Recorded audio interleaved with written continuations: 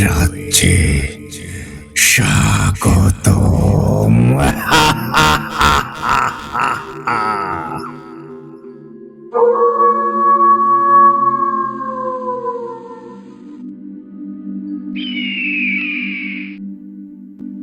আসসালামু আলাইকুম বন্ধুগণ, সকলকে স্বাগতম জানাচ্ছি ভূত আড্ডার আরো একটি নতুন এপিসোডে। আর বরাবরের মতোই আপনাদের সাথে আছি আমি, ইমরান ইসকান। আজকে কিন্তু আপনাদের জন্য নিয়ে হাজির হয়েছি দুর্দান্ত একটা ঘটনা। যেহেতু আজকে শুক্রবার, আর শুক্রবার মানেই কিন্তু আরিফ ভাইয়ের অসাধারণ সব ঘটনা। আজকেও তো আর ব্যতিক্রম হচ্ছে না। আজকে আপনারা শুনতে চলেছেন আমাদের সবার প্রিয় আরিফ ভাইয়ের লেখা দেবুশঙ্কর তান্ত্রিকের মহুয়া সিরিজ ঘটনার প্রথম অংশ।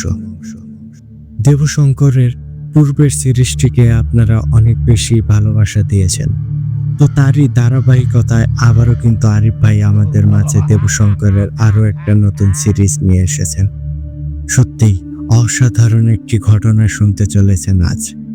আজকের ঘটনাটি সত্যিই আপনাদেরকে নতুনত্ব দেখাবে, প্লাস হচ্ছে আপনাদেরকে অনেক কিছু শেখাবে, যা আপনাদের চিন্তাধারার ওপর সরাসরি প্রভাব বিস্তার করবে বলে আমি আশা করি। তো বেশি কথা বলে ঘটনার আমেজ নষ্ট করতে চাই না। মূল ঘটনায় যাওয়ার আগে কিছু কথা বলতে চাই, সেটা হচ্ছে আমরা এই মুহূর্তে আমাদের ফিলিস্তিন ভাই বোনেদের অবস্থার কথা জানি, তাদের দুর্দশার কথা জানি। তাই আমি বলবো, আপনারা সবাই আপনাদের নিজ নিজ জায়গা থেকে ধর্ম বর্ণ নির্বিশেষে একজন মানুষ হিসেবে তাদের জন্য দোয়া করবেন, যেন আল্লাহ পাক তাদেরকে সুস্থ রাখেন, ভালো রাখেন, হেফাজত করেন সকল প্রকার বালা মুসিবত থেকে। এবং সেই সাথে আমাদের দেশ থেকে যদি কোনো তহবিল বা সাহায্য সহযোগিতা যায়, তাহলে আপনারা আপনাদের জায়গা থেকে চেষ্টা করবেন সেখানে যুক্ত থাকার। মানুষ মানুষের পাশে দাঁড়াবে, এটাই তো হওয়া উচিত, তাই না?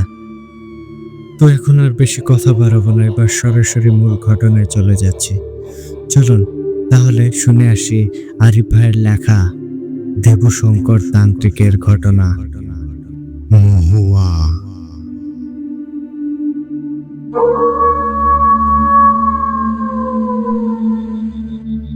ঘটনাটি আমাকে ঠিক যেইভাবে লিখে পাঠিয়েছেন, আমি চেষ্টা করছি ঠিক সেভাবেই আপনাদের মাঝে উপস্থাপন করতে।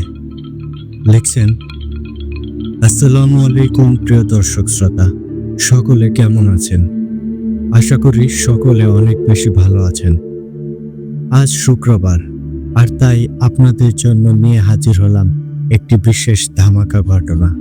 আশা করি এত সময় টাইটেল ও থাম্বনেল দেখে বুঝে গিয়েছেন কার ঘটনার কথা বলছি। জি, আজ আপনারা শুনতে চলেছেন আমার লেখা one of the legendary character Debshankar তান্ত্রিকের ঘটনা। জি প্রিয় দর্শক শ্রোতা, আজ আপনারা শুনবেন দেবশঙ্কর তান্ত্রিকের নতুন একটি সিরিজের প্রথম পর্ব। আজ থাকছে দেবশঙ্কর তান্ত্রিকের মহুয়া সিরিজের প্রথম পার্ট।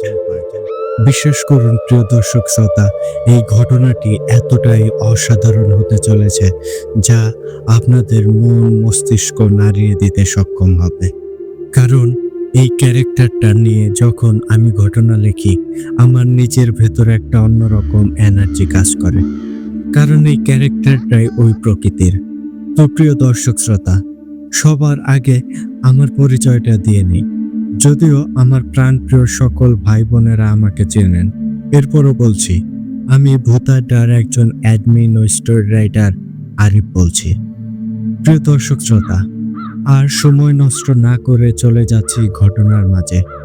শুনতে থাকুন দেবশঙ্কর তান্ত্রিকের মহুয়া ঘটনার পার্ট 1। ঘটনা শোনার আগে অবশ্যই সকলে ঘরের আলো নিভিয়ে কানে ইয়ারফোন লাগিয়ে হারিয়ে যান আপনাদের ভালোবাসার দেবশঙ্কর তান্ত্রিকের ঘটনার মাঝে। বলছি দেবশঙ্কর তান্ত্রিকের ভাষায়। মানুষ যুগে যুগে ঈশ্বরের সাথে বেইমানি করে নিজেদের জন্য বিপদ ছাড়া আর কোনো কিছুই করতে পারেনি। পারবে বা কি করে? কারণ যে তাকে সৃষ্টি করেছে তার সাথে বেইমানি করে রক্ষা পাওয়া যায়, এটা কখনোই সম্ভব নয়।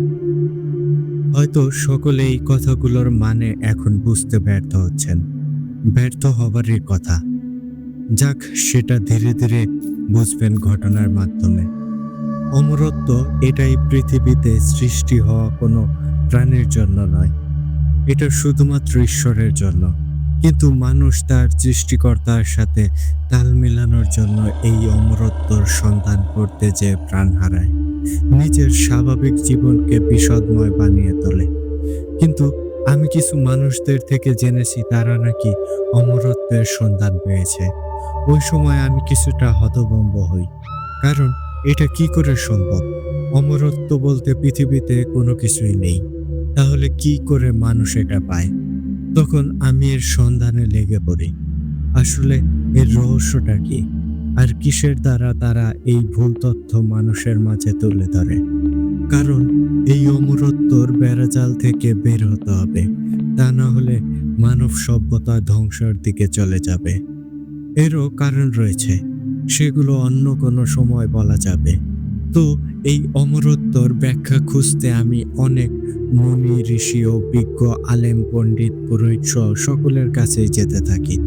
এর ফলে আমি এক একজনের কাছ থেকে এক এক রকমের জবাব পাই, যার কোনোটাই আমাকে তৃপ্ত করতে পারেনি। কারণ আমার প্রশ্ন প্রত্যেক জায়গায় যে আটকে পড়ে, আর তা হলো, আসলেই কি অমরত্ব বলতে কিছু আছে? অনেকের থেকে সাফ জবাব পাই, নেই। অনেকেই বলে আছে। এখন তাদের উত্তরের ফলে আমি নিজে এর দোটানায় আটকে গিয়েছি। কারণ আমার কথা যদি এটা না থাকে তাহলে অবশ্যই সকলে এটাকে না বলতে হবে, আর যদি থাকে তাহলে অবশ্যই সকলকে হ্যাঁ বলতে হবে। কিন্তু কেউ খোলাসা করে বলতে পারে না। যে না বলে তার কাছে না এর ব্যাখ্যা চাইলে সে পুরো ব্যাখ্যা করতে পারে না। যে হ্যাঁ বলে তার কাছে হ্যাঁ বলার পুরো ব্যাখ্যা সেও দিতে পারে না। তখন আমি বুঝে যাই, না, এর মূল ব্যাখ্যা আমাকেই খুঁজে বের করতে হবে। এরা আমাকে শুধু এর গভীরে ফাঁসিয়েই যাবে, কখনোই এরা আমাকে এখান থেকে বের করতে পারবে না। তাই এখন থেকে আমি এর আসল সন্ধানে বের হব। তখন আমি প্রতিজ্ঞা করে ঘর থেকে বেরিয়ে পড়ি। এই অমরত্বের বিষয়ে পুরো সন্ধান বের না করে ঘরে ফিরে আসবো না। তখন আমি ধীরে ধীরে সামনে এগোতে থাকি, আর প্রত্যেক জায়গায় জ্ঞানীগুণীদের সাথে বার্তালাপ করতে থাকি। তাদের থেকে আমি এটা জানতে চাইনি অমরত্ব আছে কিনা, শুধু জানতে চেয়েছি অমরত্ব সম্পর্কে আপনারা কি জানেন। তখন কেউ আমাকে বলে, পৃথিবীর বুকে অমরত্ব বলতে যতটুকু বুঝি, এটি সৃষ্টিকর্তার কোনো ঐশ্বরিক কিছু, যা কোনোভাবে পৃথিবীতে চলে এসেছে, কিন্তু সৃষ্টিকর্তা তা আর পুনরায় ফিরিয়ে নেয়নি। কিন্তু তিনি সেটাকে সকলের থেকে আড়াল করে রেখেছেন। তখন আমি তার কথা শুনে তাকে কিছু না বলে সেখান থেকে উঠে বেরিয়ে পড়ি, আর চলে যাই অপর অন্য কারো কাছে, যে আমাকে এর সম্পর্কে ধারণা দিতে পারবে। এরপর আমি আরেকজনের কাছে যাই, তাকেও এই একই প্রশ্ন জিজ্ঞেস করি, অমরত্ব বলতে আপনি কি জানেন? তখন সে আমাকে বলে, এটি সৃষ্টিকর্তার একটি অংশ বিশেষ, যা তিনি মানব সভ্যতাকে পরীক্ষা করার জন্য দিয়েছেন, আর দেখার চেষ্টা করছেন মানুষ কি এই ক্ষুদ্র অমরত্বটাই চায়, নাকি তার নিকটস্থ হতে চায়। তার কথা শুনেও আমি সেখান থেকে উঠে যাই, কারণ আমি স্বয়ংসম্পূর্ণ কোনো উত্তর পাচ্ছিলাম না। এরপর আমি চলে যাই আর একজনের কাছে। তিনি ছিলেন একজন ইসলাম ধর্মের আলেম। তাকেও আমি এই একই কথা জিজ্ঞেস করি, অমরত্ব বলতে কি বুঝেন? তখন তিনি আমাকে বলতে শুরু করেন, দেখুন, অমরত্ব কোনো সাধারণ বিষয় নয় যা আপনাকে আমি এই অল্প সময়ে বলে দেব। এটার পিছনে অনেক বড় বিশাল এক কাহিনী রয়েছে। আমি এখন আপনাকে এক বাক্যে এর উত্তর যদি না বলি তাহলে সেটাকে আপনি বুঝবেন না, আবার হ্যাঁ বললে সেটারও মানে বুঝবেন না। যদি সময় থাকে তাহলে রাতে আসুন, ব্যাখ্যা করব ইনশাল্লাহ। তখন আমি দেবশঙ্কর বলি, আমার এখনই এটা জানতে হবে, আর আমার কাছে পর্যাপ্ত সময় রয়েছে। আপনি আমাকে এই বিষয়ে খুলে বলুন। তখন সেই লোক আমাকে বলে, আপনার কাছে এখন সময় থাকতে পারে, কিন্তু আমার কাছে নেই। যদি আপনি রাতে আসতে পারেন তাহলে আমি তখনই আপনাকে এর ব্যাখ্যা বলতে পারবো। তখন বাধ্য হয়ে আমি সেখান থেকে চলে আসি। আর এটাও বলি আমি রাতে সঠিক সময়ে চলে আসব। এই ক্ষুদ্র সময় ওই লোক হাসি মুখে আমাকে বিদায় জানায়। তখন আমি আমার বাড়ি ও গ্রাম থেকে অনেক দূরে চলে এসেছি, যার ফলে এখানে থাকার ব্যবস্থা আমার নেই। তাই আমি ভাবলাম আমি এর মাঝে অন্য কারো থেকে এর কোনো সন্ধান পাই কিনা সেটা দেখা যাক। এই ভেবে আমি সেখানকার আশেপাশের অনেকের কাছেই যাই আর তাদের সেই একই প্রশ্ন করি, কিন্তু কেউ আমাকে কিছুই বলতে পারে না। কেউ আমাকে পাগল বলেও আখ্যায়িত করে। কেউ আবার অবাক দৃষ্টিতে আমার দিকে চেয়েও থাকে। তারা হয়তো আমাকে মুখে পাগল বলেনি, কিন্তু মনে মনে তারা আমাকে পাগল ধরে নিয়েছে, যা আমি সহজেই তাদের মুখ দেখে বুঝতে পেরেছিলাম। এদিকে এইসবের মাঝে আমি আমার নিজেকেই এই প্রশ্নের ব্যাপারে জিজ্ঞেস করিনি। আর তার সাথে এই বিষয়ে কোনো পরামর্শও করিনি, যার ফলে সে আমার সাথে মন খারাপ করে থাকে। এরই মাঝে অনেক সময় পেরিয়ে যাওয়ায় আমি অনেক ক্লান্ত হয়ে একটি গাছের নিচে বসে পড়ি আর আমার নিজেকেই জিজ্ঞেস করি, "কি ব্যাপার? আপনার কোনো সাড়া শব্দ নেই দেখছি।" তখন আমার মস্তিষ্ক বলে, দেব, আমি কেন জানি একটা তীব্র ঝড়ের আগাম সতর্ক সংকেত পাচ্ছি। কারণ আপনি যেই জিনিসের সন্ধান বেরিয়েছেন এটা আজ অব্দি কারো হাতে আসেনি, আর কেউ পেয়ে থাকলেও তা জানা যায়নি। এখন সবচেয়ে বড় কথা হচ্ছে এই অসাধ্য সম্পর্কে জানতে গেলেও অনেক বাধা আসে, আর সেই পরিপ্রেক্ষিতে একটা অশনি সংকেত মাথার ওপর ঘুরপাক খাচ্ছে। তখন আমি বলি, এসব কি বলছেন? আমি তো এটার খোঁজে বের হইনি। আমি শুধু এর সম্পর্কে জানতে পেরেছি, কারণ আমি এটা নিয়ে জেনে এর রহস্য সকলের মাঝে তুলে ধরব, যাতে এর পেছনে মানুষ না ছোটে আর নিজের জীবনকেও নষ্ট না করে। তখন আমার মস্তিষ্ক বলে, দেব, আপনি সব দিক দিয়ে 100-তে 100, কিন্তু এই বিষয়ে আপনার 1%ও কোনো জ্ঞান নেই। একটা জিনিস কি জানেন, এই অমরত্বের খোঁজে যতজন বেরিয়েছে তারা সকলে এটার সম্পর্কে প্রথমে জানতে পেরেছে, কিন্তু তারা যখন এটাকে অনুভব করতে শুরু করেছে তখনই তাদের মাঝে ওই বিনাশকারী সত্তা তার প্রভাব বিস্তার করেছে আর তাদের মরণের দিকে ঠেলে দিয়েছে। তখন আমি বলি, দেখুন, কথাগুলো কিছুটা অগোছালো লাগছে, একটু ভেঙে বলুন। এই বিষয়টা কেমন যেন লাগছে। আর যদি কোনো ঝামেলা থাকে তাহলে আগে কেন আমাকে বললেন না? তাহলে আমি আর একটু ভালো করে তৈরি হয়ে বেরোতাম। তখন আমার মস্তিষ্ক বলে, দেব, যেটার আগ্রহ নিয়ে আপনি বের হয়েছেন সেটার আগ্রহ দেখে আমি আপনাকে আটকাতে পারিনি, কারণ আপনি মানব কল্যাণের ভালোর কাজে বেরিয়েছেন। কিন্তু এখানে আমাদের জন্য খারাপ কিছু রয়েছে, এটা আমি নিশ্চিত। তাই ওই ছক আমার কষা হয়ে গেছে। খালি ওই সময়টা কখন এটা নির্ধারণ করা সম্ভব নয়, কিন্তু আমি প্রস্তুত, কারণ এইটা আমার কাছেও অনেক ধোঁয়াশাপূর্ণ পথ। আর খুলে বলার কথা বলছেন, দেখুন, আমরা এই অমরত্ব সম্পর্কে জানার আগ্রহ ভালোর জন্যই করছি, কিন্তু এখানে আমাদের প্রতিপক্ষ সে তার খারাপ কাজ ঢোকানোর জন্য ব্যস্ত থাকবে, কিন্তু আমরা তার চালে পা রাখতে পারবো না, আর এটা আমাদের জন্য অনেক কষ্ট হবে, কিন্তু তারপরও করতে হবে। আর যারা এখানে আগে চলে গিয়েছে তারা ছিল সাধারণ মানুষ, আর সে কারণেই তারা শয়তানের জালে পড়ে শেষ হয়ে গিয়েছে। তখন আমি বলি, আচ্ছা, এখানে এই কাজের মাঝে শয়তান আসবে কেন? তখন আমার মস্তিষ্ক বলে, দেবু, আপনি এতটা নির্বোধ হন কি করে যে চিরস্থায়ী খেলায় শয়তান মানুষের প্রতিপক্ষ সেখানে চিরন্তর অমরত্ব লাভ করবে, তার সাথে শয়তান সম্পৃক্ত থাকবে না, এটা ভাবলেন কি করে? আর এটাই হচ্ছে শয়তানের মূল খেলা, যেখানে শয়তান কখনোই পরাজয় মানবে না। আর এই পথে যে যায় সে মৃত্যু ছাড়া অন্য কোনো কিছু পায় না।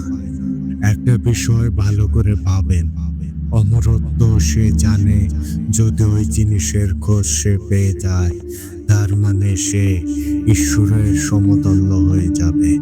কিন্তু আদৌ কি সেটা সম্ভব? আর এই চিন্তা ভাবনাতেই সে অর্ধেকাংশ সাধারণ জীবন থেকে ছিটকে সরে যায়। ওই সময় তার জীবনে ওই একটা জিনিস ছাড়া আর কোনো কিছুই থাকে না।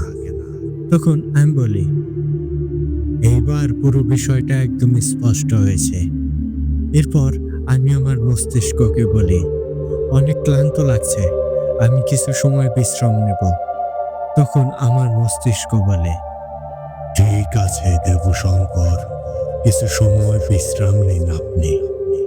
তখন আমি ওই গাছের নিচে শরীর এলিয়ে দিয়ে শুয়ে পড়ি। আর শরীর ক্লান্ত থাকায় কখন যে ঘুমিয়ে পড়ি তা আর জানি না।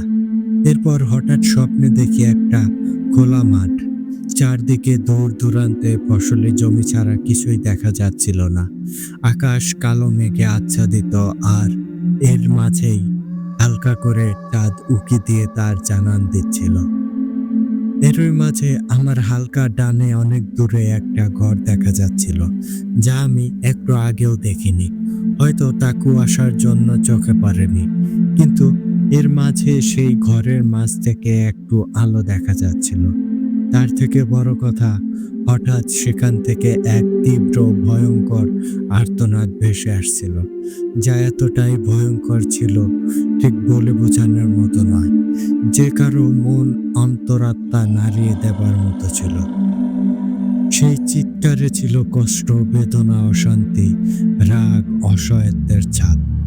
আর এর ফলে আমার শরীরের সমস্ত পশম দাঁড়িয়ে যায়। আমি তখন বুঝতে পারছিলাম আমি স্বপ্নে আছি, কিন্তু স্বপ্নের মাঝে যা অনুভব করছিলাম তা আমি বাস্তবেও অনুভব করতে পারছিলাম। অবাক কাণ্ড ছিল, আমি অনেক চেষ্টা করেও সেই স্বপ্ন থেকে বের হতে পারছিলাম না। তখন আমি নিজের উপর নিজের চাপ সৃষ্টি করতে থাকি ঘুম থেকে ওঠার জন্য, কিন্তু তা না পারায় আমার সমস্ত শরীর দিয়ে ঘাম ঝরতে শুরু করে। তখনই আমার স্বপ্নের মাঝে হঠাৎ আমার অবয়ব আমার কাছে আসে। তখন আমি তাকে দেখে বুঝে যাই এটা আর কেউ নয়, এটা আমার মাঝে বাস করা আমি। তখন আমি কিছু বুঝে ওঠার আগেই সে এসে আমার দুই হাত ধরে ফেলে আর প্রচন্ড জোরে একটা ঝাঁকুনি দেয়, যার ফলে আমার ঘুমটা ভেঙে যায়। তখন আমি সেই গাছের নিচে শোয়া থেকে উঠে বসি আর ভাবতে থাকি, এটা কি হলো? তখন আমার মস্তিষ্ক আমাকে বলে, দেবু, আপনি একটা স্বপ্নের গোলক দাদায় আটকে গিয়েছিলেন, সেখান থেকে বের হতে পারছিলেন না। তখন আমি বলি, এরকমটা কেন হলো? তখন আমার মস্তিষ্ক বলে, এটা হওয়ার অনেক কারণ থাকতে পারে, কিন্তু আমার মনে হয় এমনিতেই ক্লান্ত থাকায় এই স্বপ্ন দেখেছেন। তখন আমি বলি, আচ্ছা, আপনি কি বলতে পারেন ওই ঘর থেকে এমন আর্তনাদের আওয়াজ ভেসে আসছিল কেন? তখন আমার মস্তিষ্ক বলে, কোন আওয়াজের কথা বলছেন? তখন আমি বুঝে যাই আমি যা দেখেছি সে তা অনুভব করতে পারেনি। তখন আমার মস্তিষ্ক বলে, দেবু, কি হলো? আপনি এমন স্তব্ধ হয়ে গেলেন কেন? কোনো কথা বলছেন না যে? তখন আমি নিজেই সম্মোহনে ফিরে পাই আর বলি, হ্যাঁ হ্যাঁ বলেন। তখন আমার মস্তিষ্ক বলে, কিসের চিন্তায় এমন বিভোর হয়ে গেলেন দেবশঙ্কর? তখন আমি আমার মস্তিষ্ককে সবটা খুলে বলি। আমি সেখানে একটা ঘর দেখতে পাই আর সেই ঘর থেকে একটা তীব্র আর্তনাদের আওয়াজ ভেসে আসে। মনে হয় সেখানে কেউ অনেক কষ্টে আছে। তখন আমার মস্তিষ্ক আমার থেকে সব কথা শুনে সে কেমন নিশ্চুপ হয়ে যায়, কোনো কথা বলছিল না। তখন আমি জিজ্ঞেস করি, কি হলো, আপনি এমন চুপ হয়ে গেলেন কেন? ওই সময় আমার মস্তিষ্ক বলে, দেব, আমি ভাবছি কি হয়েছিল সেখানে, আর আমি কেন ওই জিনিস দেখতে পেলাম না। আর দেখতে তো পেলামই না, অনুভবও করতে পারলাম না। এমনটা হওয়ার কথা না। তখন আমি সময়ের দিকে লক্ষ্য করে দেখি রাত প্রায় অনেক হয়ে গিয়েছে। আর ওই আলেমের কথা মনে পড়ে যায়, কারণ সে আমাকে রাতে যেতে বলেছিল। তার কাছে যাওয়ার সময় হয়ে গিয়েছে। তখন আমি সেখান থেকে উঠে হাঁটা দেই সেই আলেমের কাছে যাওয়ার জন্য। এরপর কিছু সময় হেঁটে সেই আলেমের বাড়িতে যেয়ে পৌঁছাই। এরপর বাইরে থেকে তাকে এক ডাক দিতেই সে ঘর থেকে বেরিয়ে আসে। তখন আমি বলি, কি ব্যাপার, আপনি মনে হয় আমার জন্যই জেগে আছেন। তখন সেই আলেম বলে, না, আপনার ধারণা সঠিক নয়। আমি আমার ধর্মের কিতাব নিয়ে ব্যাখ্যা করছি, এর মাঝেই আপনি চলে এসেছেন।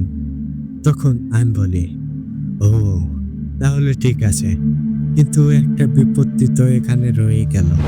আপনি কি এখন সময় দিতে পারবেন? তখন সেই আলেম বলে, হুম, পারবো। আসুন ঘরে এসে বসুন। তখন আমি তার সাথে ঘরে প্রবেশ করি। আর সেখানে প্রবেশ করতেই একটা সুন্দর সুঘ্রাণ আমার নাকে আসে। তার সাথে আমি পুরো ঘরটি ভালো করে তাকিয়ে দেখতে থাকি। সেখানে দুই পাশে ২টা বই রাখার র‍্যাক রয়েছে। আর সেগুলো বই দ্বারা কানায় কানায় পরিপূর্ণ। এদিকে সেই আলেম আমাকে একটি বসার জায়গা দেখিয়ে অন্য কামরায় চলে যায়। আর আমি ঘরটি দেখতে থাকি। কিছু সময়ের মাঝেই সেই আলেম আবারও চলে আসে। আর আসার সময় তার হাতে একটা পানির পাত্র ও একটি কিতাব নিয়ে আসে। আর সে পানির পাত্র এনে আমাকে এগিয়ে দেয়। তখন আমি তার হাত থেকে পানি নিয়ে তা পান করি। এরপর আমি তাকে বলি, আচ্ছা আলেম সাহেব, এত সময় থেকে আপনার সাথে কথা হচ্ছে, কিন্তু আপনার নামটাই তো জানা হলো না। তখন সেই আলেম বলে, আমার নাম হামিম। আপনার নামটা? তখন আমি বলি, আমার নাম দেবশঙ্কর। তখন সেই আলেম বলে, ঠিক আছে, এখন আপনার জানার বিষয়টা বলুন। তখন আমার একটু বিরক্তই লাগে, কারণ এক কথা দুইবার বলা আমার স্বভাবে নেই। কেউ দুইবার বললেও ভালো লাগে না। আর এই লোক কি তাহলে আমার প্রশ্ন না শুনেই শুধু শুধু বলেছে রাতে আসতে? তখন হামিম সাহেব বলে ওঠে, কি ব্যাপার, কথা বলছেন না যে? তখন আমি বলি, কিছু মনে করবেন না। আপনি কি সকালে আমার কথা শোনা ছাড়াই আমাকে এই সময় আসতে বলেছিলেন? তখন হামিম সাহেব বলে, শঙ্কর সাহেব, আপনার মনে হয় বিরক্ত ধরে গিয়েছে। যে বিষয়টা নিয়ে জানতে চান, এটা নিয়ে এত বিরক্ত নিয়ে চললে এই বিষয়ে জানতে পারবেন না। তখন আমি বলি, দেখুন, আপনি কথা না পেঁচিয়ে যা জানেন তা একটু বলুন, তাহলে উপকৃত হব। তখন সেই লোক অল্প কিছু সময় মাথা নুইয়ে কিছু ভাবছিল। এরপর সে মাথা নাড়া দিয়ে উঠে বলে, আপনার জানার বিষয়টা হলো অমরত্ব। আসলে দেখুন, অমরত্ব বলতে পৃথিবীতে কিছু আছে কি না তা আমার জানা নেই। কিন্তু ইসলামের দৃষ্টিতে এই নিয়ে কিছু কথা রয়েছে। যা জানি সেই বিষয় নিয়েই বলছি। তখন আমি বলি, ঠিক আছে, সেটাই বলুন। তখন হামিম সাহেব বলে, যেটাকে সাধারণ মানুষ বলে অমরত্ব, সেটাকে ইসলামের দৃষ্টিতে আবে হায়াতের পানি বা ঝর্ণা বলে। এই আবে হায়াত বা ওই ঝর্ণার একটা ইতিহাস আছে, যা জানতে হলে আপনাকে পূর্বের ইতিহাসে যেতে হবে। পৃথিবীতে ৪ জন বাদশা ছিলেন, যাদের ২ জন ছিলেন আমাদের মুসলিম ধর্মের, বাকি ২ জন ছিলেন ভিন্ন ধর্মাবলম্বী। ওই ২ জন মুসলিম বাদশাহর একজনের নাম হলো জুলকারনাইন। তিনি ছিলেন একজন বীর, যে কোনো কিছুকেই ভয় করত না। একটা সময় তিনি যুদ্ধ করতে করতে দক্ষিণের এক প্রবল ঠান্ডা অঞ্চলের দিকে যায়, যেখানে প্রচণ্ড ঠান্ডা ছিল, যার তীব্রতায় জুলকারনাইন বাদশাহর অনেক সেনা মারা যায়। তখন তিনি সিদ্ধান্ত নেন একটি গ্রামে কিছুদিনের জন্য ঘাঁটি তৈরি করবেন। তার কথা মতো সেনাপতি একটি গ্রামের সৈন্যবহর নিয়ে এগিয়ে যান। এরপর সেখানে যেতেই ওই গ্রামের সকলে বাদশাহকে স্বাগতম জানান, সাথে থাকারও ব্যবস্থা করে দেন। এরপর জুলকারনাইন বাদশাহ সেখানে থাকতে শুরু করেন, আর এদিকে কিছুদিন অতিবাহিত হয়ে যায়। তখন হঠাৎ একদিন বাদশাহর একজন সেনা এসে বলে, বাদশাহ, এখানে একজন লোকের থেকে শুনতে পেয়েছি সমুদ্রের ওই পারে নাকি কোহে কাপ রয়েছে, আর সেই কোহে কাপে নাকি আবে হায়াতের পানি রয়েছে, যে পানি পান করলে মানুষ অমরত্ব লাভ করে। তখন জুলকারনাইন বাদশাহ কপাল ভাঁজ করে কিছু চিন্তা করেন। এরপর তিনি সেই সেনাকে বলেন, যার থেকে তুমি এই ঘটনা জেনেছো তাকে আমার সামনে আনতে পারবে? তখন সেই সেনা বলে, অবশ্যই পারবো, আমি এখনই তাকে নিয়ে আসছি। এই বলে সেই সেনা চলে যায় ওই লোককে আনতে, আর কিছু সময়ের মাঝে নিয়ে চলে আসে। তখন বাদশাহ ওই লোককে জিজ্ঞেস করে, তুমি কোহে কাপ সম্পর্কে কি জানো? আর আবে হায়াতের সম্পর্কেই বা তুমি কি জানো? তখন সেই লোক বলে, হুজুর, আমি তেমন কিছুই জানি না, শুধু এতটুকু জানি সমুদ্রের ওই পারে একটি পর্বতমালা রয়েছে, যেটিকে কোহে কাপ বলা হয়, আর সেখানেই রয়েছে আবে হায়াতের ঝর্ণা, যে ঝর্ণার পানি পান করলে মানুষ কখনোই মরে না। তখন জুলকারনাইন বাদশা বলে, তুমি আর কি জানো? তখন সেই লোক বলে, হুজুর, আর বেশি কিছু জানি না, শুধু এতটুকুই জানি কোহে কাপ জিনেদের রাজ্য, যেখানে কোনো মানুষের অবস্থান নেই এবং সেখানে আলো নিয়ে যাওয়া যায় না, আর সেই জায়গায় কেউ গেলে কখনো তারা আর ফিরে আসে না। তখন জুলকারনাইন বাদশাহ তার থেকে সবটা শুনে তাকে চলে যেতে বলে। এরপর তিনি বিষয়টা নিয়ে ভাবতে থাকেন, আর এভাবে অনেক রাত হয়ে যায়, কিন্তু বাদশাহ এই বিষয়টা কেন জানি মাথা থেকে ফেলতে পারছিলেন না। তখন তিনি সিদ্ধান্ত নিলেন ওই আবে হায়াতের পানির সন্ধানে তারা যাবেন। তখন তিনি পরদিন ঘোষণা করেন তিনি আবে হায়াতের সন্ধানে ওই কোহে কাপ পাহাড়ে যাবেন, আর ওই সময় তিনি ৪,০০০ সৈন্যবহর নিয়ে তারা কোহে কাপ পাহাড়ের সন্ধানে বেরিয়ে পড়েন। আর যাওয়ার আগে তারা প্রচুর শুকনো খাবার নিয়ে নেন, কারণ সেখানে রান্না করে খাবার কোনো উপায় নেই। আর তার সৈন্যবহরের লোকদের জানিয়ে দেন এখানে ৪০ বছরের নিচে যারা আছেন তারা কেউ আসবেন না। এই বলে তারা বেরিয়ে পড়েন, আর একটা দীর্ঘ লম্বা সময় পার করে তারা সেই কোহে কাপ পাহাড়ের সন্ধান পান। এরপর তারা সেখানে নেমে হতবাক হয়ে যান, কারণ সেখানে এত এত গুহা, সেখানে একসাথে করে খুঁজলে কয়েক শত বছরেও আবে হায়াতের খোঁজ পাওয়া অসম্ভব।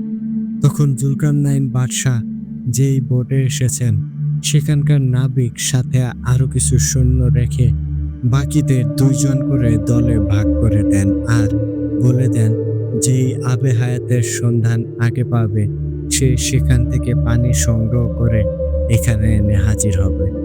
ঠিক ১০ দিন পর আবার সবাই এখানে জমায়েত হবে।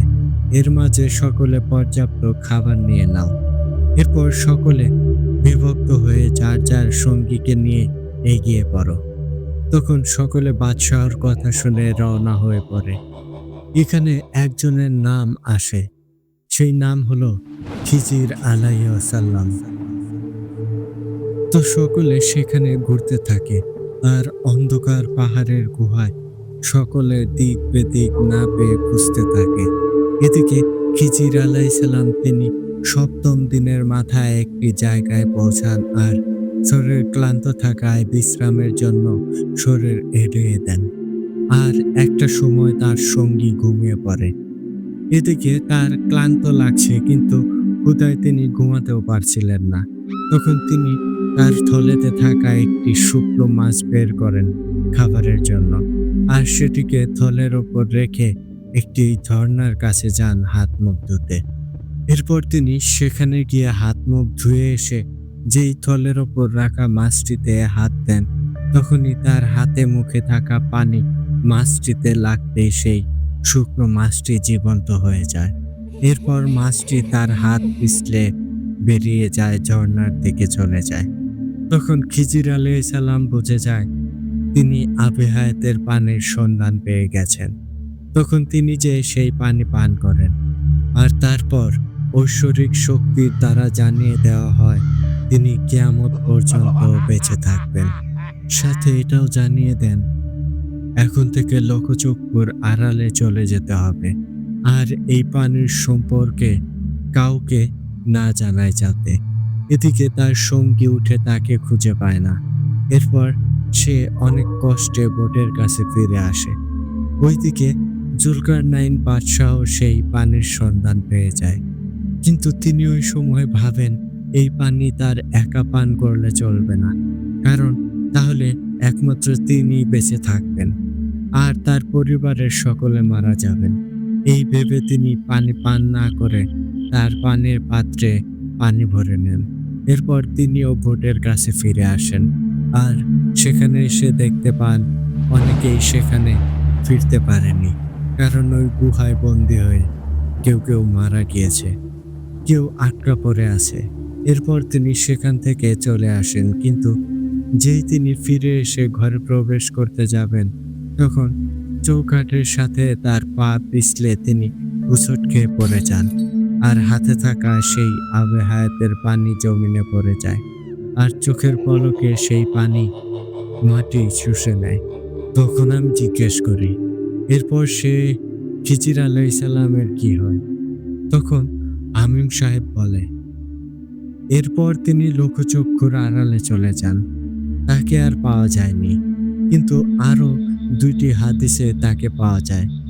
তার প্রথমটি হলো নবী মুসা আলাইহিসসালামের সময়কালে, এটি অনেক বড় একটি হাদিস। আর দ্বিতীয়টি হলো আমাদের শেষ নবী হযরত মুহাম্মদ সাল্লাল্লাহু আলাইহি সাল্লামের মৃত্যুর সময় নাকি খিজির আলাইহিসসালাম এসেছিলেন, কিন্তু এটা অনেক দুর্বল একটা হাদিস। তখন আমি বলি, তাহলে আপনি বলছেন অমরত্ব আছে? তখন হামিম সাহেব বলে, আমি কি একবারও বলেছি অমরত্ব আছে? তখন আমি বলি, তাহলে আপনার এই ঘটনায় কি বোঝালেন?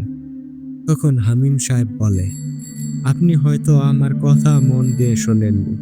আমি এখানে বলেছি খিজির আলাইহিসসালাম কিয়ামত পর্যন্ত বাঁচবেন, এটা বলেছে। মানে যেদিন পৃথিবী ধ্বংস হবে সেদিন তিনিও মারা যাবেন, কারণ আমাদের ধর্মগ্রন্থে বলা আছে কুল্লু নাফসিন যায়কাতুল মউত। এর মানে প্রত্যেকটি রূহের মৃত্যুর স্বাদ গ্রহণ করতে হবে।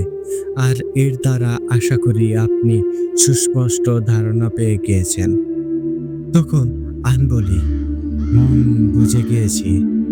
মানে ইসলাম বলে অমরত্ব বলতে কিছুই নেই। সৃষ্টিকর্তা যাকে চান দীর্ঘায়ু দান করেন। ওই পানীয়গুলো সব নিছক খেলা।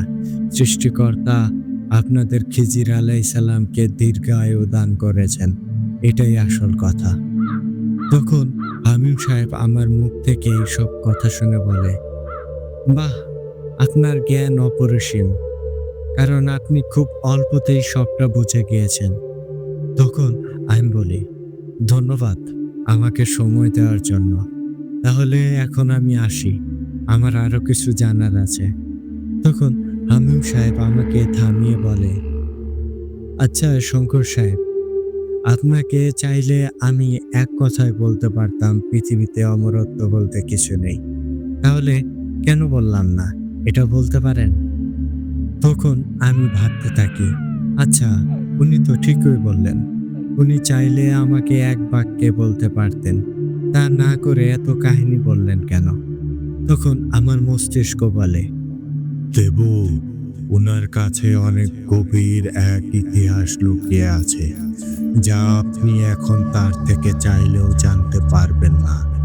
কিন্তু উনি আপনাকে এত কিছু বলার একটাই কারণ, কারণ আপনি যদি এই অমরত্ব সন্ধানের খোঁজে না বের হন, কারণ এতে কোনো লাভ নেই, বরং এর চাওয়া পাওয়া আকাঙ্ক্ষার কারণে আপনি যাতে পাগল না হয়ে যান, এর জন্যই তিনি এতটা গভীর থেকে আলোচনা করেছেন।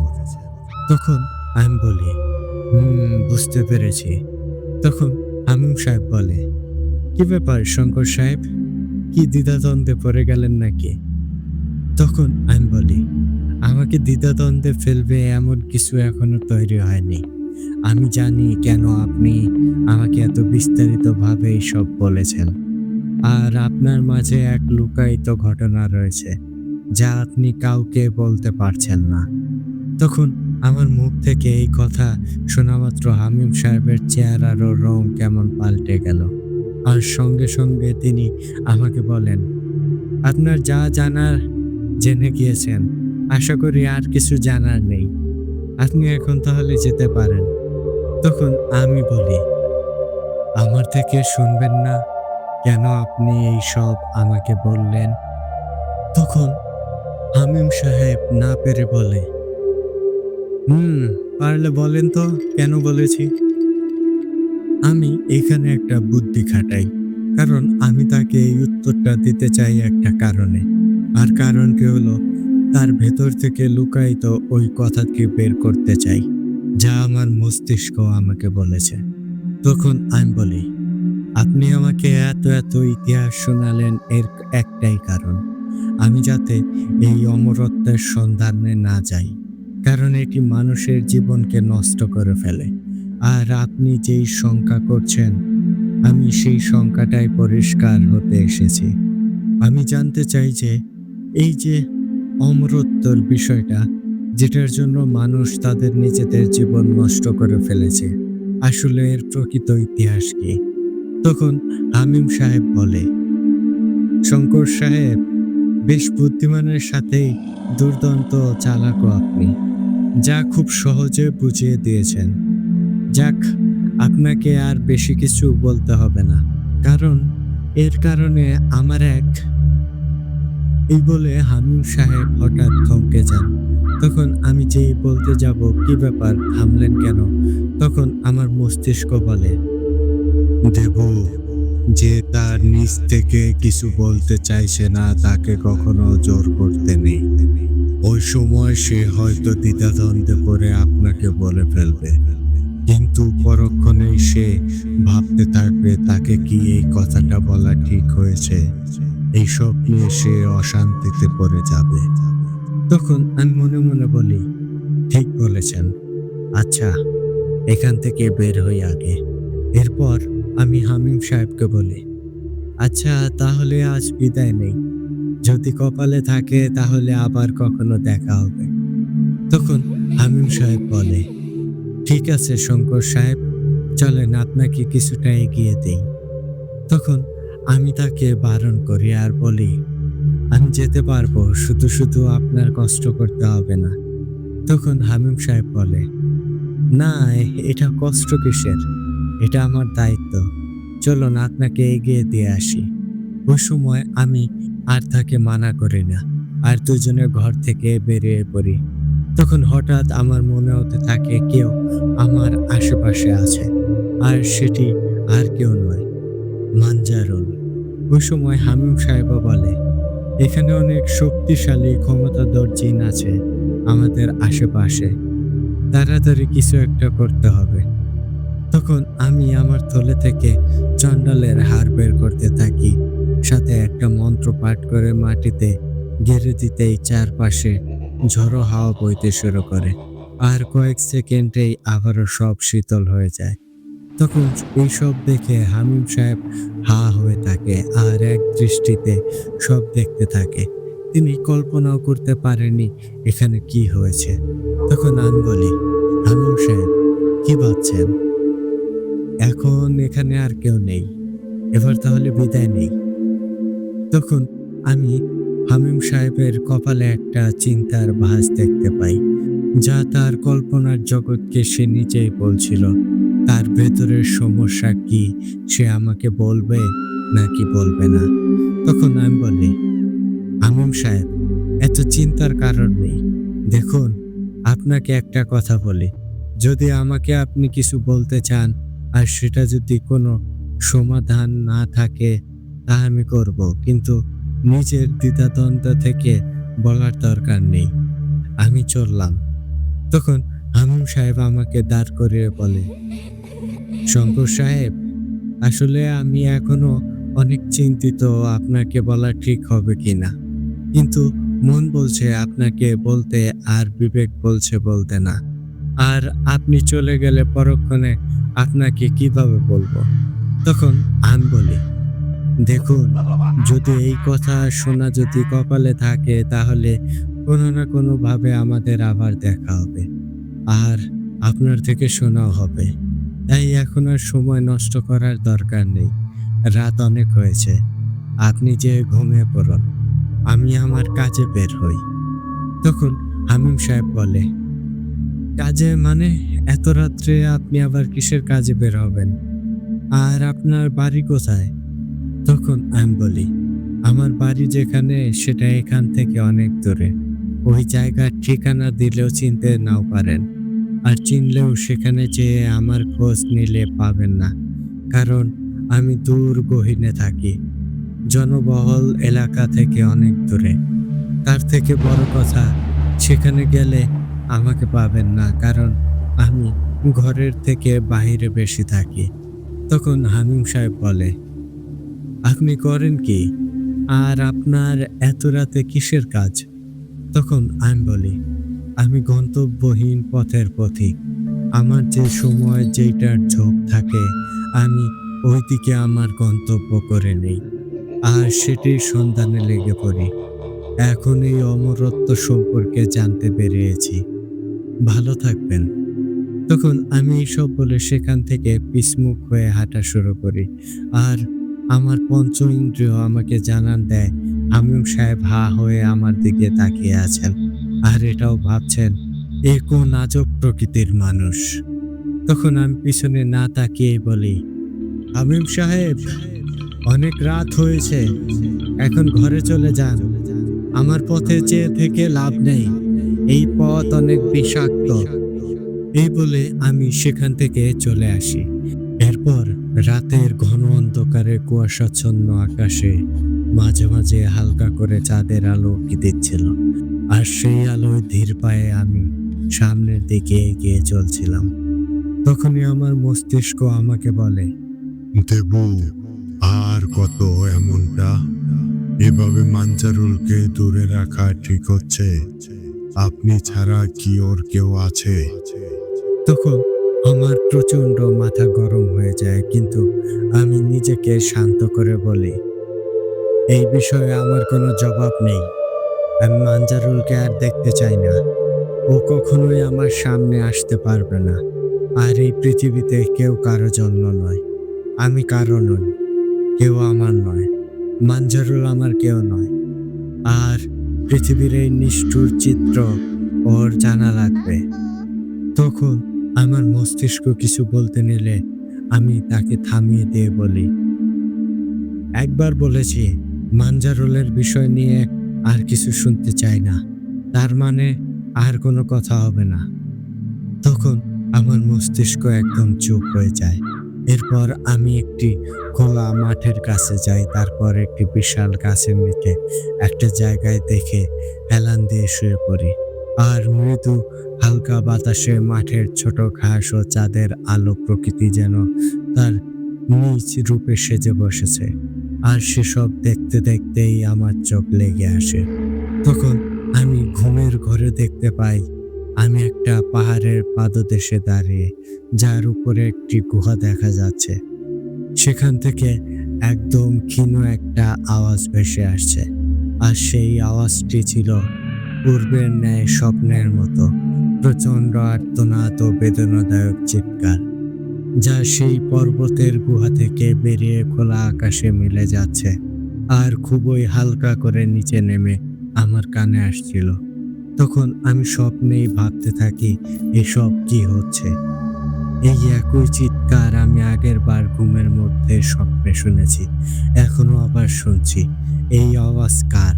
কণ্ঠস্বরও একই, কিন্তু কে এই লোক যে এমন করে আর্তনাদ করছে? এসব ভাবান্তর অবস্থায় স্বপ্নের মাঝে আমি একটি পলক ফেলি। তার সাথে সাথে আমি স্বপ্নের মাঝে ওই পাহাড়ের সামনে থেকে একটা সমুদ্রের পাড়ে চলে আসি। আর সেই জায়গাটি আমি চিনি না।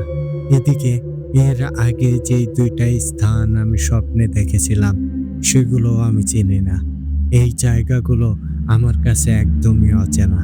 তখন সেখানে একটা কেমন শব্দ আমার কানে ভেসে আসে। মনে হয় সেই জায়গাটি মায়ার নগরী। আর যেই শব্দটি আমার কানে ভেসে আসছিল তা শুনলে যে কারো গায়ের লোম দাঁড়িয়ে যাবে। আর সেই শব্দটি আমাকে কেমন বিভোর বানিয়ে দিচ্ছিল, আর প্রতিটি সেকেন্ডে সেখানে আমার একটা ভিন্ন রকম অনুভূতি হচ্ছিল। আমি দেবশঙ্কর কিছুতেই ভয় পাই না, কিন্তু আমার ভেতরে কেমন একটা অনুভূতি হতে থাকে। আমার মনে হতে থাকে এই শব্দটি আমাকে তাকে নিয়ে ভাবাচ্ছে, সে আমাকে তার মাঝে গ্রাস করে নিচ্ছে। তখন আমার মাথায় এক অসহ্য যন্ত্রণা হতে শুরু করে, আর আমি বুঝতে পারছিলাম এটা আমার মস্তিষ্ক আমাকে চাপ দিচ্ছে যাতে আমি এখান থেকে বের হতে পারি। কিন্তু আমি কোনোভাবেই সেখান থেকে বের হতে পারছিলাম না। এদিকে ক্রমান্বয়ে আমার মাথার যন্ত্রণা বেড়েই যাচ্ছিল। তখন আমি সেই মায়ার শব্দটির মাঝেই চিৎকার করে বলতে থাকি, এই আওয়াজ যেখান থেকেই আসছে তা বন্ধ করো। এই আওয়াজ আমি আর নিতে পারছি না। কিন্তু কোনোভাবেই আওয়াজ বন্ধ হওয়ার কোনো নাম নেই। আওয়াজটি তীব্র ছিল না, বরং খুবই মিষ্টি ছিল, তবে সেই আওয়াজ আমাকে কেমন এক যন্ত্রণা দিচ্ছিল। এমন অবস্থায় আমি সেই আওয়াজটি শুনতে না চাওয়ায় আমার কান চেপে ধরি, আর তখনই আমার ঘুম ভেঙে যায়। তখন আমার মস্তিষ্ক বলে, দেবু, কি হয়েছে আপনার? এমন করছিলেন কেন? আর কে আপনাকে এমন যন্ত্রণা দিচ্ছিল? আর স্বপ্নের মাঝে কি দেখেছিলেন যার ফলে আমি আপনার জাগানোর চেষ্টা করার পরও আপনার ঘুম ভাঙছিল না? তখন আমি আমার মস্তিষ্কের সব কথা শুনে বুঝে যাই সে এত সময় ঘটা কিছুই টের পায়নি। কিন্তু এমনটা কেন হলো সে তো সবটা জানার কথা। তখন আমার মাথা কেমন ভন ভন করছিল, আর মাথায় একটা জিনিসই কাজ করছিল, এই আওয়াজের রহস্য আমাকে বের করতেই হবে। তো প্রিয় দর্শক শ্রোতা, এই ছিল আজকের দেবশঙ্কর তান্ত্রিকের মহুয়া সিরিজের প্রথম পার্ট। আশা করি আজকের পর্বটি আপনাদের ভীষণ আনন্দ দিতে পেরেছে। আর বারবারই কথা, কারণ দেবশঙ্কর তান্ত্রিক বলে কথা। দেবশঙ্কর তান্ত্রিক মানেই সে নিজেই এক অসাধারণ ক্যারেক্টার। তো প্রিয় দর্শক শ্রোতা, আজকের ঘটনাটি আপনাদের ভালো লেগে থাকলে অবশ্যই একটি লাইক করবেন, সাথে একটি কমেন্ট করবেন, সাবস্ক্রাইব করে বেল আইকনটি অন করে দেবেন, যাতে দেবশঙ্কর তান্ত্রিকের ঘটনা আসার সাথে সাথে আপনাদের কাছে নোটিফিকেশন চলে যায়। আর অবশ্যই শেয়ার করে দেশ বিদেশের সকলের মাঝে ছড়িয়ে দেবেন আপনাদের প্রাণের ভূত আড্ডাকে। তো সকলে ভালো থাকবেন, সুস্থ থাকবেন, নিজের কাছের মানুষদের ভালো রাখার চেষ্টা করবেন, আমার জন্য দোয়া করবেন, আমি যাতে আপনাদের মাঝে এমন নিত্য নতুন ঘটনা নিয়ে হাজির হতে পারি। সকলের সুস্বাস্থ্য কামনা করে আজকের মতো বিদায় নিচ্ছি। আসসালামু আলাইকুম। আমি আরিফ বলছিলাম।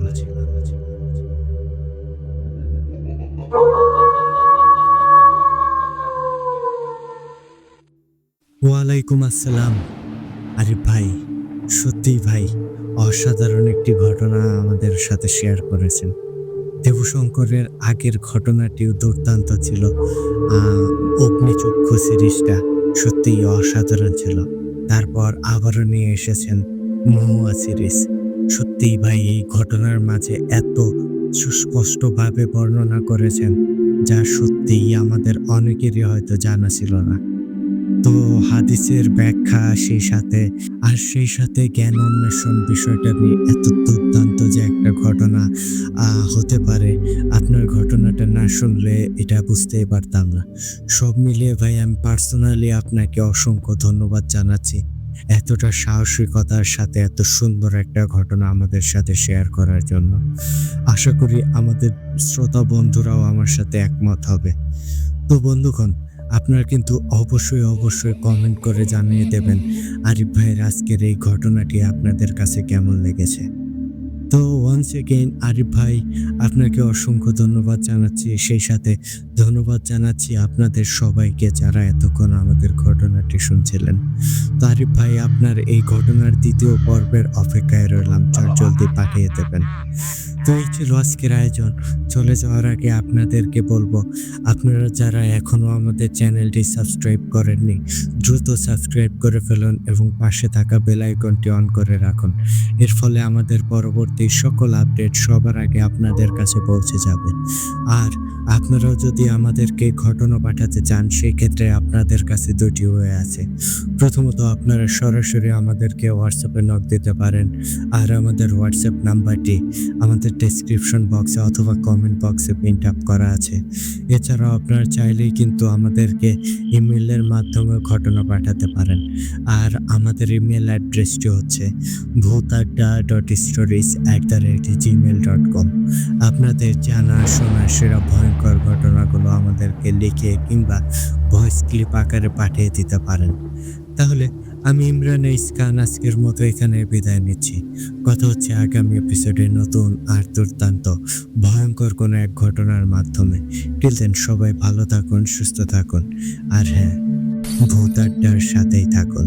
আসসালামু আলাইকুম।